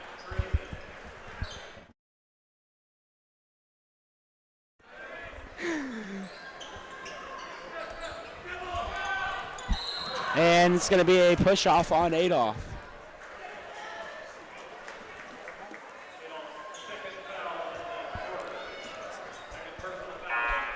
Man, I really was up there, and I hate to bring it up over and over again, but we're probably going to be talking about that for a while. That was a great play by Churchill. Man. As Joe got a little excited. I did. I was not expecting that yet. Man, that was a good dunk. As Seidel has this, spins out of a corkscrew, and he comes unloose. Travel. 36-19, Inman still scoreless in the second quarter. So I think about 30 seconds left in the first. I don't think Moundridge is going to do anything crazy. They're not going to get a turnover, I promise.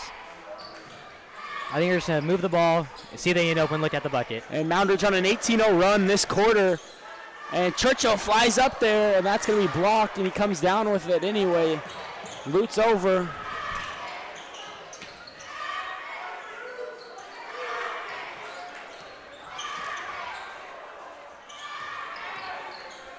Going to try to get the last shot of the game here, and Schmidt has this one, floats one up off the front, hasn't cleaned the glass well, and Hecox does.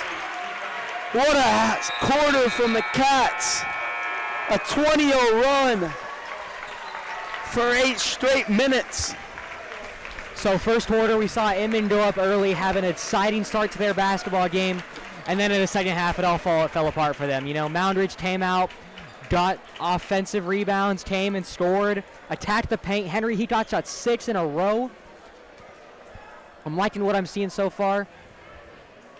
And we'll be back in 10. I am also liking what I'm seeing.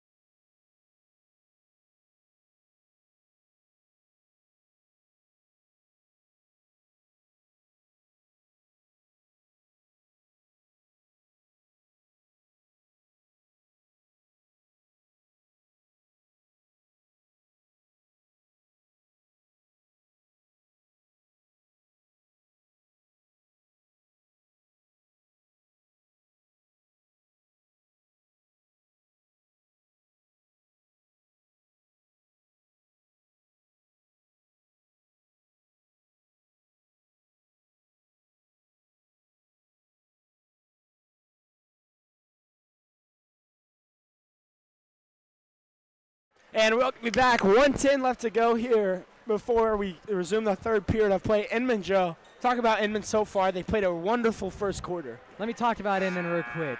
Came out, had a great lead on Moundridge. Looked like they were doing good. 6 points. Coach calls timeout. We come out. We do up 11-10. So it's really been back and forth, but I think at the end of the second quarter, Moundridge just started playing their game, got up how they wanted to, and that's just what they do, you know? Yeah, and, Inman, they were playing man. They switch into his zone. Then, Matamog banks 2 threes, and, it's barbecue chicken from there. So, it was really tough for Inman to combat that. And it should be a lot more intense battle now. I think Inman knows what they need to do. They need to relic that success. There can't be a plethora of turnovers. Yes, I think that's exactly to be the word for tonight. Plethora, a bunch of things are happening. What we need to do, offensive rebounds. That's going to be our main part for Inman's side. And Moundridge, we're up. Keep doing what you're doing, and that's how we should play.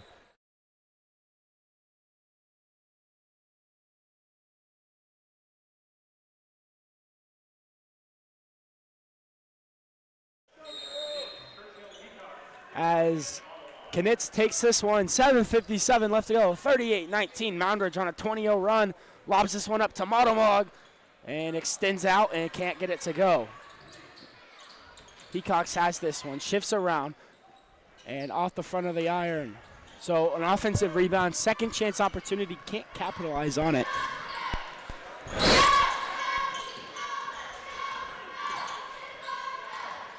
And I think I just need to see Inman play some better offense. They're kind of getting bunched up.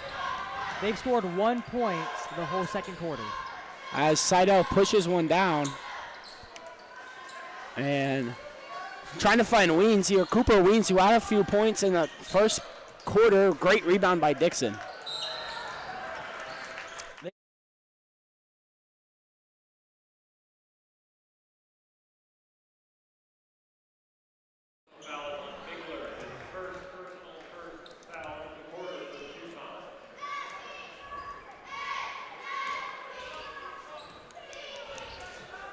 Knitz gives this one down to Churchill. Hecox now top of the wing, finds Matamog. A wide open 3 for Matamog, and just off the top, a rare miss.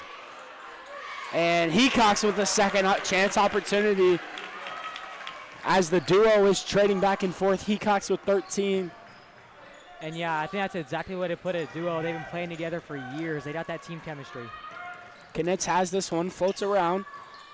Churchill now takes it. What a dunk in the second quarter. Finds Dixon. Dixon drives, spins around on a corkscrew and misses the left-handed finish, but a huge putback opportunity for Hecox, showing his athleticism. And, that's just some more stats for Henry, getting that rebound and putting it back. Great way to finish the bucket for his team. As Harris stumbles, finds Weens. 6 points in the first quarter alone, scoreless in the second. Seidel drives, lobs one up over Matamog's head, and it will go in, 42-21. And that'll end the drought for Inman on offense. Yeah, that was a tough stretch there, but looking to come back in this game. Hecox thinks about a 3, and Matamog takes this one, steps back.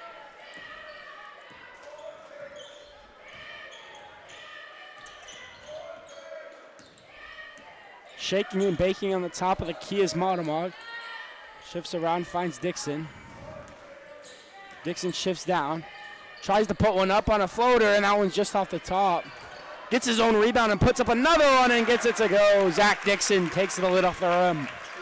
And yeah, I know Zach plays that center role really well. He gets his own rebound. He puts it back up. He can do that well. And both of these posts tonight, Leighton Schmidt included, have just not been able to score down low. They aren't playing the glass very well, and they look to change that. Schmidt's going to come in a little bit and should make a pretty big statement here. Matamog brings this one up the court now.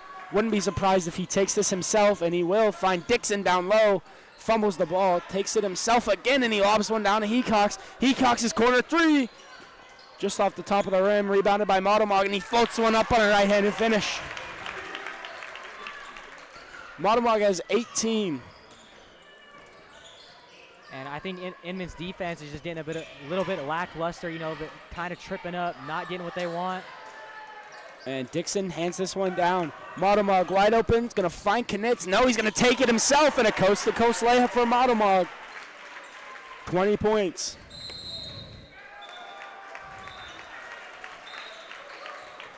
Just opened up the game after being trailing in the first quarter. Comes out 48-21.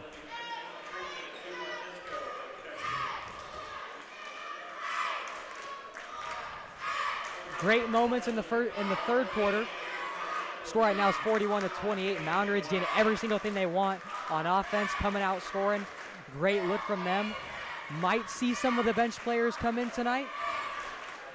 I'd love to see that. Get a couple reps for them. Braden Hartog, Lane Durst. Transfer from McPherson, Caden Godwin. New kids coming in, playing their role. I'd love to see it.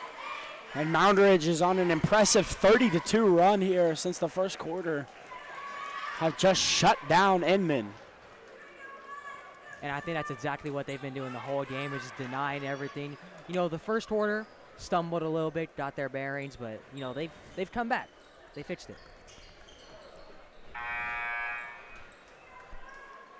Finding their tempo. Moundridge 48-21, 4:15 to the third. As Friesen will check in. And coming out is going to be Seidel, and Bigler, and coming in is going to be Martisco.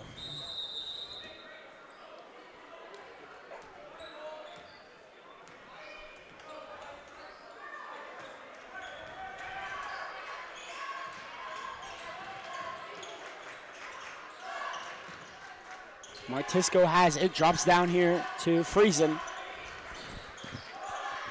As Harris, kind of the same size as Adolph, gets him to stumble a little bit. Leighton Schmidt's in the game with Jesse Lutz and Keppel Adolph. And Josh Kane checks in the game as well.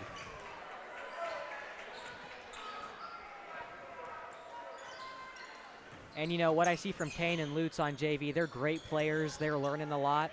And they can make plays. Three-pointer is good, and as you were saying, Joe, exactly. Josh Kane. And that's Moundridge's bench depth. They have guys who can come out and do this. Josh Kane, when he's not in his head, makes those threes.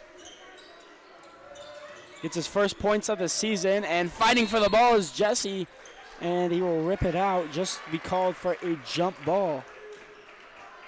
51-21, 3:17 left to go in the third.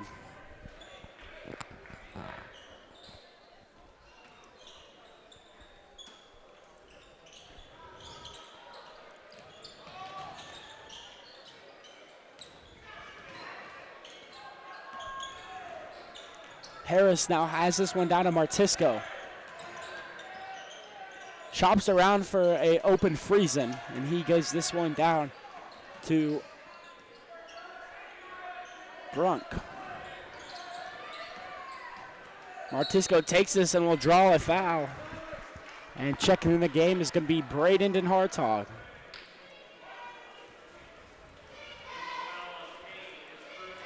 And Den Hartog, he's an athletic kid, great at football, takes those hits. But, he's kind of like Zach, runs the floor, cleans the glass, and gets those rebounds.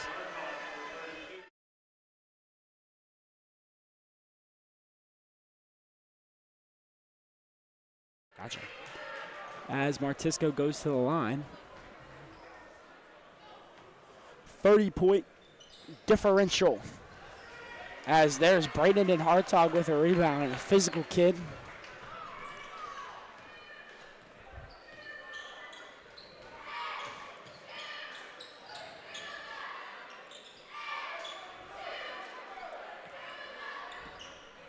And Moundridge has no starters in right now, playing completely from the bench, and that just proves how much versatility that team has. They're up 30. You're going to want to put the bench in, and Braden and Hartog scores and loses a shoe. That's great hustle from Den Hartog, man. And kind of face planted there, but why not when you just score?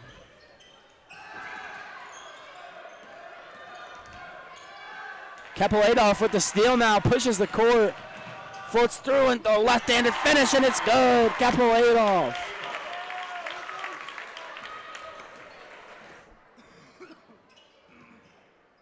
And Crew Harris's three-pointer is good. And, you know, he's a freshman starting his first year. Love to see that from the kid. Handles the ball really well. Very aggressive, and he always looks to score. So, Crew Harris, going to be a name for Inman in the upcoming years. Feinsden Hartog looking to get his 4th point of the game, and we'll throw that out.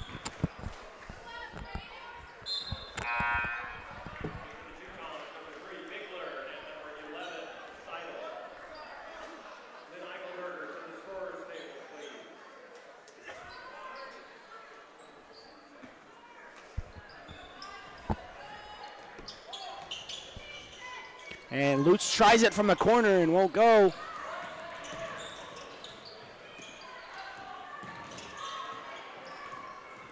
Harris forcing around, and this is a tough game for Inman offensively. Defensively, you've contained the ball well enough as Durst will check in the game for Schmidt.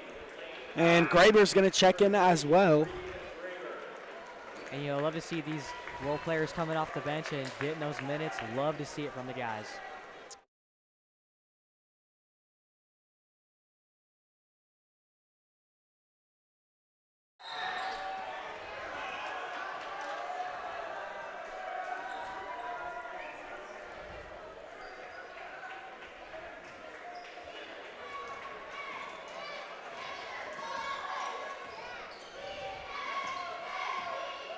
Lutz now has this one over to Kane.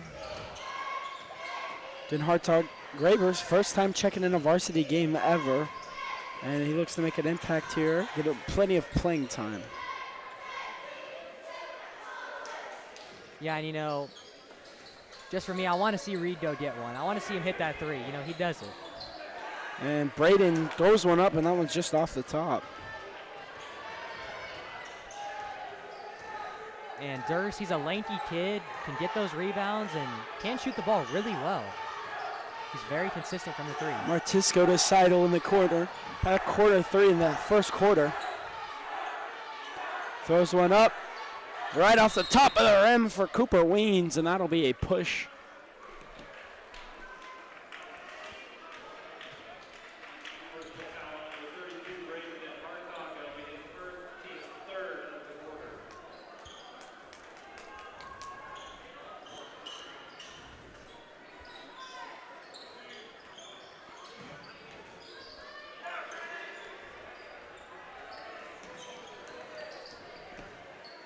Martisco now looking for something.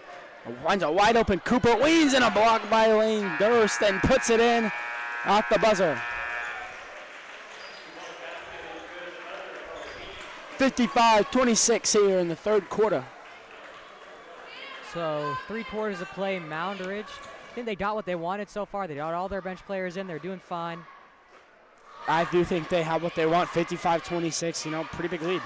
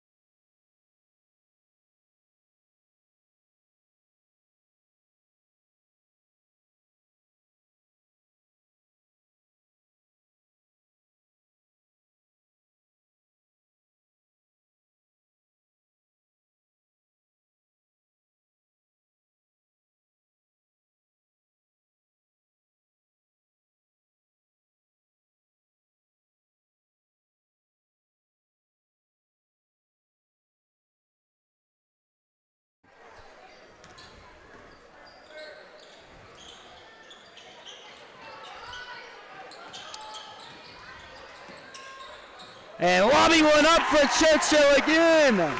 Heath Churchill. 2 dunks. What a way to come out to the fourth corner. Churchill with the jam. Raising the roof on the lob opportunity. He's got 2 in the same game. That is crazy.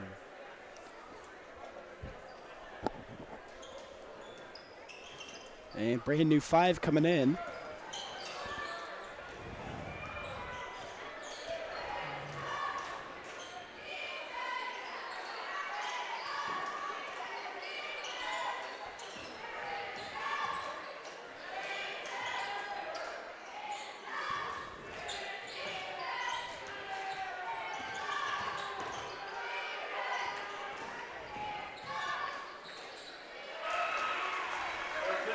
And Martisco puts in a reverse layup.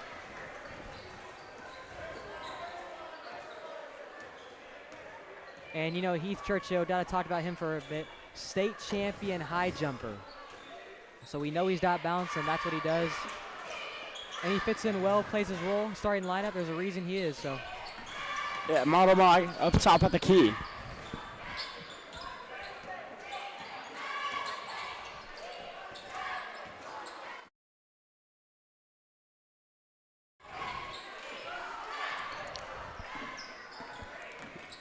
And Dixon at the top, shot a 3-pointer in his last game, said he had the green light. And Dixon takes it on a floater from Churchill, and what an assist from Heath.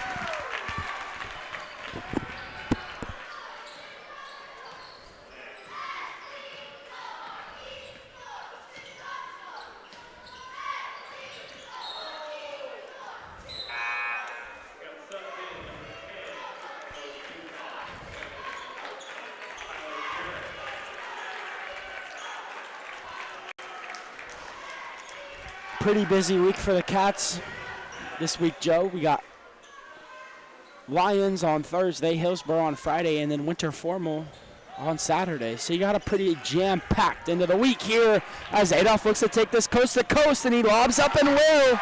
And as you were saying, make sure you check Instagram for the time Formal will be. It has not been confirmed yet, but that will be posted. So if you are a Moundridge student, check in for that. Inman field goal, no good. Kane wide open, tries it again, and that one's just off the top. And going to be called an over the back. And Graber will check in. I think he's about to take 8 off. He will take 8 off. So Graber probably going to run the point for his team. You know, Reedman's probably my favorite kid on varsity. I love him. I love to see that he gets minutes right now, and this is a good deal.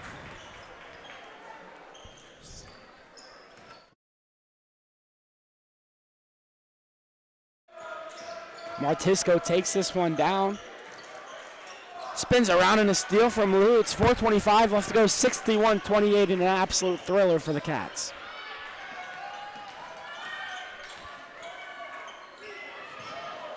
As Graber's 3-pointer buries it in off the front of the rim and in for Reed Graber. Oh my goodness, Connor. And a great play from Reed Graber. You love to see it. People are going to be talking about that all week. He dropped the kid and made a 3. Are you kidding?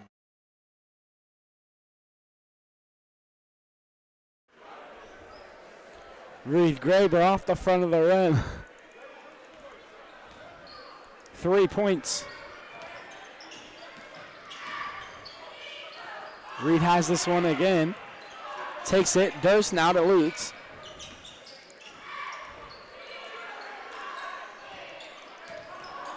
And you can see the smile on Reed's face. Then Hartog with a very athletic play. Here comes Durst flipping around right back to Den Hartog, and it swirls the iron and in. Great play by Den Hartog there, cleaning that up and getting his bucket.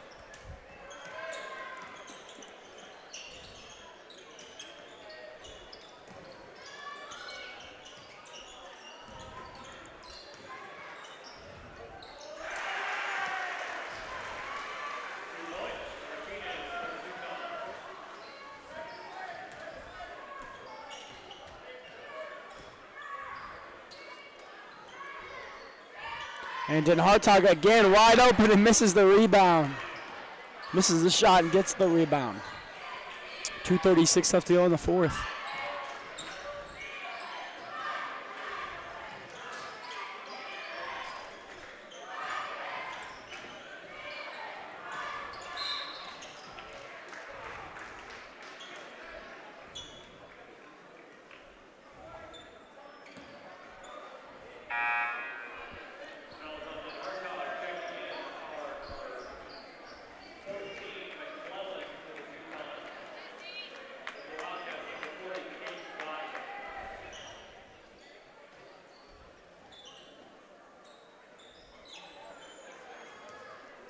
So Godwin will take Lutz out of the game. This will be his first varsity game for him where he'll play.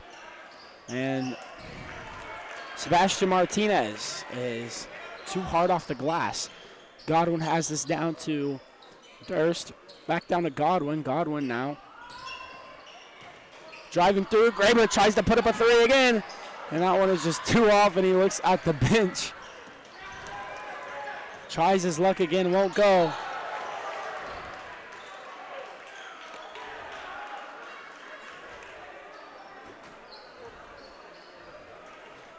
You know, just from that fast break alone, we can tell that both teams are very physical. You know, in crunch time, they're not going to let any easy buckets come. So, Durst foul. Inman's got 2. About a minute left of play here. It's going to be a running clock because it is a 35-point lead. And Moundridge improving to 1-0, or 2-0, excuse me, and Inman falls to 1-1.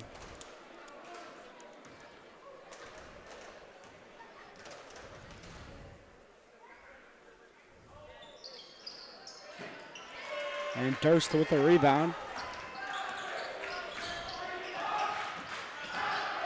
Godwin has it, rolls his ankle up top, 31 seconds left to go.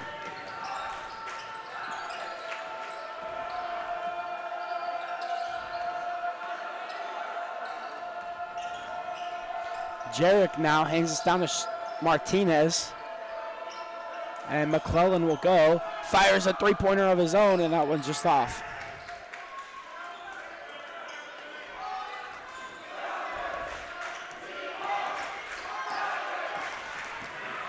And that'll do it. Great game from both teams. Wildcats come out on top. Connor, any last words? 66-30 is their final score.